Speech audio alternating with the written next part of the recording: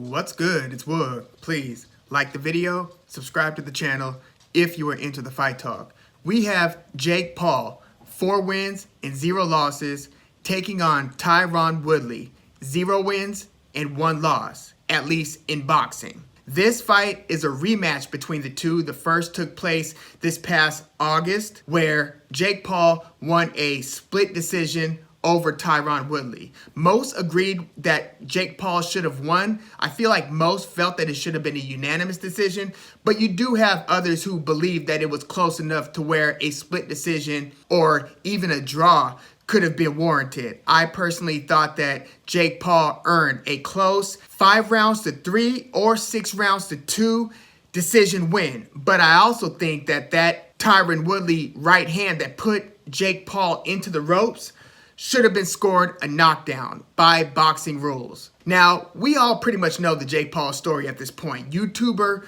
turned aspiring boxer. He actually does have 1 amateur boxing fight under his belt, as well as his 4 professional fights. But we also know that every fight that he's had thus far has at least been presented as a step-up opponent. Like, he started off with Anderson Gibb, and he beat him in the first round via TKO, which, by the way, given what we've seen from Jake Paul since this Anderson Gibb fight, can we start putting at least a little more respect on Anderson Gibb's name? Or if not putting respect on his name, let's at least not look at it in the same way that we looked at it when they first fought on DAZN, in a fight where, you see one YouTuber fighting another YouTuber, and all you know is 2 YouTubers going at it. Kind of like when Logan Paul was fighting KSI. Nobody really took their athletic or skills seriously. So when we saw Jake Paul fighting Anderson Gibb, and we saw Anderson Gibb get dropped a couple times and then stopped in the first, we're like, first of all, looking at them both like, haha, like not taking them seriously. And then we're especially looking at Anderson Gibb like, you bozo. Well, okay. Now we've seen Jake Paul mix it up with some higher caliber fighters than Anderson Gibb and arguably perform just as well, if not even better, like against former Bellator champ Ben Askren, for instance. So, yeah, let's kind of reassess how we first looked at Jake Paul versus Anderson Gibb. But since the Gibb fight, the fight versus Nate Robinson, former NBA player, 3-time slam dunk contest winner, we saw that as, okay, now Jake Paul is going to be fighting a professional athlete, even though that athlete was not a boxer or even a fighter or even somebody who had a lot of training in combat sports. Jake Paul basically leveled him multiple times, dropped him a couple times. Like, we saw Nate Robinson get off a few combinations. It looked like he was coming in kind of hot, but Jake Paul had that right hand with Nate Robinson's name on it, and he drilled him a couple times coming in to where, when they got into the second round, which you could argue that fight shouldn't have made it out of the first round, but it went into the second round, and then he drills Nate Robinson again. By the end of it, Nate Robinson falls face first, is unconscious.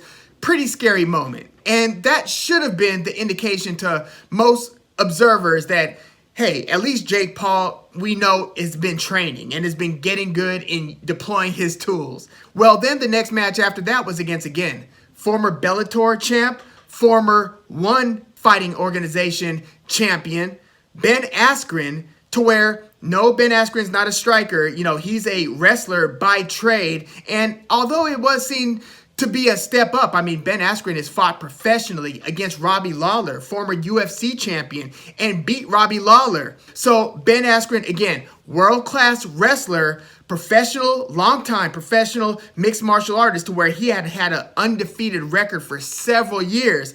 But when it came to the pure striking game, and especially boxing, it's kind of, Ben, you've got him on the wrong hand. Not the most formidable striker by even MMA standards, to where in his last MMA fight, he fought Damian Maia, also not known to be a striker, and you could argue that Maia outstruck Ben Askren. They were both grapplers by trade. One a wrestling specialist, the other, Damian Maia, Brazilian Jiu-Jitsu specialist. But again, Ben Askren, really good MMA fighter, but if you just limit him to stand-up only, we got what we got, which was Jake Paul basically flattening Ben Askren. Yes, he did attempt to get up, but the ref looked at him and said, no, this isn't going to continue. Which, I mean, look, even though Ben Askren wasn't a world-class striker, that pretty much had a lot of people saying, well, damn. Either did you train at all, Ben? Or damn, Jake Paul is better than we could have even anticipated, right? Well, then he fights Tyron Woodley, former UFC champ who not only won the belt in the UFC, but he defended it successfully 4 times. So he fought a great decision draw against Stephen Wonderboy Thompson, a stand-up striking specialist in the UFC. Fought to a draw with him the first time, edged out a close decision win the second time against Wonderboy, and then he beat Damian Maia via unanimous decision, and then he stopped Darren Till, where he dropped Till with the straight right hand. It was a kind of like a counter right. He likes to take a step back, kind of circle, paw at the guy, kind of just bide his time until he explodes. Tyron Woodley is extremely explosive, and yeah, he leveled Darren Till, another MMA striker who got decimated by Tyron Woodley. As did Robbie Lawler, by the way, when Tyron Woodley first won the UFC belt. Well, since that 4th title defense against Darren Till, Woodley has gone on a 4-fight losing streak, and then he was basically cut from the UFC. So he lost his title to Kamaru Usman via dominant decision win, and then he got dominated by Gilbert Burns, got dominated, then stopped via rib injury, like in the last round against Colby Covington, a rivalry match which once Woodley lost to Covington in the way that he lost to Covington, even the biggest Woodley supporters were pretty much like, I can't trust this guy to perform well anymore. I think he is done. And then Tyron Woodley fights Vicente Luque and actually gets stopped in the first round, where he got rocked and then dropped and then rocked again and then eventually submitted, all in the first round. It was not a good look for Tyron Woodley. But unlike those first 3 fights or 3 losses, where the problem with Woodley was that he wasn't able to pull the trigger, and some theorized that it was because of the threat of the takedown, the way that, Gilbert Burns rocked Woodley in the first round, let's not forget that. But, when there is a threat of the takedown coming from the opposition, you could tend to keep your gun in the holster and not really want to pull the trigger because you are worried about getting exhausted, getting grinded down, even though Woodley's a wrestler, but he's an aging wrestler. He's like in his mid to late 30s by this point. So he's got plausible deniability where it's like, okay, maybe he's not throwing a lot of volume because he's preserving his gas tank and trying not to get taken down. Well, against Vicente Luque, he pretty much went head over skis, trying to be aggressive, trying to fight the narrative that he wasn't throwing punches in the way that he used to, and then he got hurt against Luque. It was an exciting couple minutes while the fight lasted, but again, he got finished by Vicente Luque. And then the UFC cuts him. Jake Paul versus Tyron Woodley takes place, and it was a pretty close fight. It wasn't the most exciting fight. It did have its moments, but it kind of went along with the narrative that, hey, Woodley just doesn't have the volume that he used to, and he's like gun shy. He's not letting his hands go. And if nothing else, in boxing, if you're trying to win rounds, you got to let your hands go, especially if one guy's not dropping or finishing the other. Now, was Tyron Woodley kind of working for strictly a knockout without paying any attention to how this was going to play out on the scorecards? No, I think he wanted to win the rounds, and he didn't box poorly. Jake Paul just boxed a little bit better. But by the end of that, they had that silly agreement where, Tyron Woodley had to get a tattoo of Jake Paul if he lost, and he got it on his middle finger. And, and he was basically calling for a rematch. The boxing and MMA communities were like, nah, we don't really need to see that. Tyron's had chance after chance to pretty much get right in the combat sports space.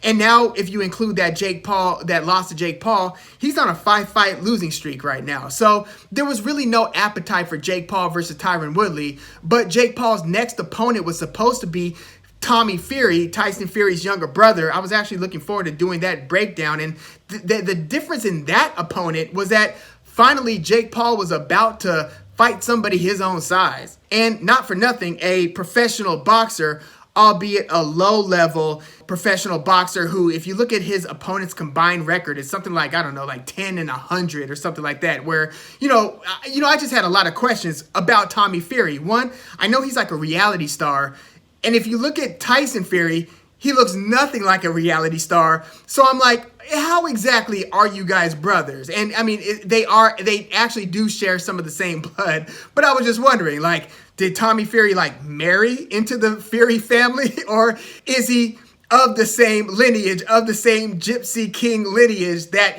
spawned, Tyson Fury and Tyson Fury's dad and Tyson Fury's other brother, Huey Fury, who is a bona fide elite or near elite boxer who's fought some of the best heavyweights of the generation. Huey Fury's serious business. He's fought like Joseph Parker, Alexander Povetkin.